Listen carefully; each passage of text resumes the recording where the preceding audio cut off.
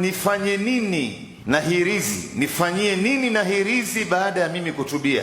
Manake amefahamu kwamba hirizi ni haramu na ni katika ushirikina. Mtu yoyote ambaye anayevaa hirizi apate kujua kwamba amemshirikisha Mwenyezi Mungu.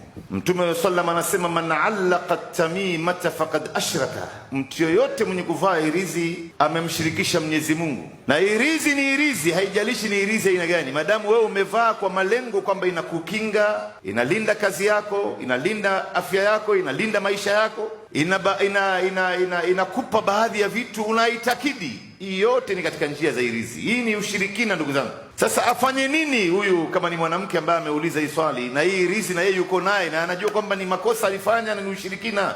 Kitu la kufanya, aje kwa Sheikh Ali hapa inshallah, alete hiyo hirizi, alafu ataifungua hirizi hii mbele yake, apate kuona ni nini ambaye aliandikiwa ndani ya ile hirizi.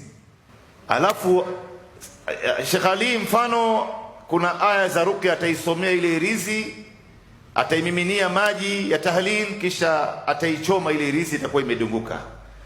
Kwa sababu aifungue mbele yako upate kuona namna gani ulivyochezewa wewe. Wakati mwingine wengi wetu hapa tunavaa hirizi tukifikiri kwamba hii ndo ambayo inatulinda au inatubariki, kumbe ndo umefanyiwa balaa ndani yake. Wewe huna habari ndugu yangu.